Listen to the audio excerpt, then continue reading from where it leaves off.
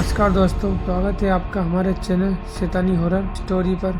मुझे आज भी याद है, मुझे लगता था कि उस रास्ते से जाना ठीक होगा, लेकिन ऐसा नहीं था क्योंकि वो रास्ता जाने लायक ही नहीं था।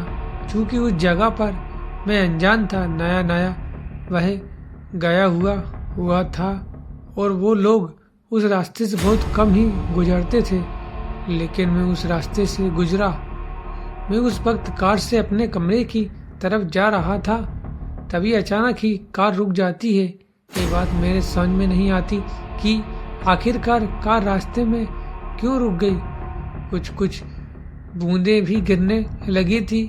अब लगता था कि बारिश भी होने वाली है। इस वक्त कार का खराब होना ठीक नहीं था। मैंने कोशिश की, पर जब कार ठीक नहीं हुई तो मैंने अंदर बैठना ही ठीक समझा और कुछ देर बाद कार स्टार्ट हो जाती है। ये बहुत ही खुशी की बात थी क्योंकि अब घर पर समय से पहुंच सकता था। कुछ दूरी तक चलने पर मुझे एक आदमी दिखाई देता है जो कि मुझसे लिफ्ट मांग रहा था।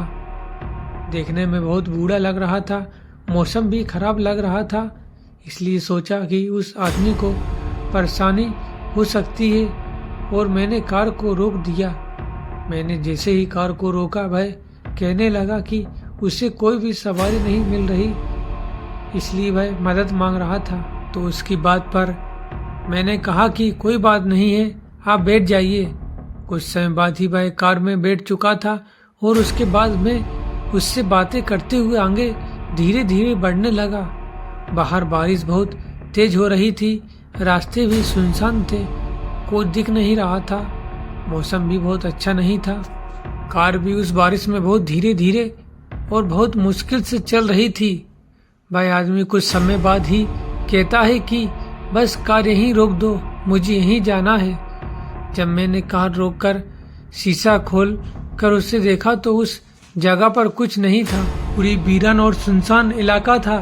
तो मैं उस आदमी से पूछा कि आप यहाँ पर कहाँ जा रहे हैं? तो उसने कहा कि मैं कहीं नहीं रहता हूँ, बस मुझे यहीं जाना है।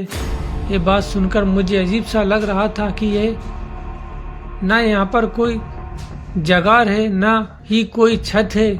आखिरकार यहाँ कहाँ जाएगा? बारिश भी हो रही थी, बिजली भी चमक रही थी, मौसम वैसे ही बहुत डरावना था। इसलिए मैंने दोबारा उस आदमी से कहा कि कुछ देर रुके रहिए, थोड़ा मौसम शांत हो जाए तब चले जाइए। लेकिन जैसे ही मैंने ये बोलकर के पलट कर के देखा तो वो आदमी मेरे गाड़ी में नहीं था, भाई गायब हो चुका था। मैंने दाएं बाएं उतर करके भीगते हुए देखा, लेकिन आसपास मुझे वो कहीं नहीं नजर आ रहा था।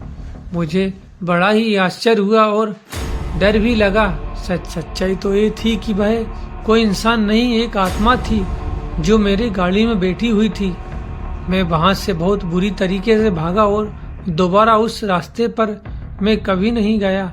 बाद में मुझे पता चला कि उस रास्ते पर वो आत्मा अक्सर लोगों को मिल जाती है और नेक दिल इंसान को छोड़कर के बुरे इंसानों को बुरा हाल भी करती है।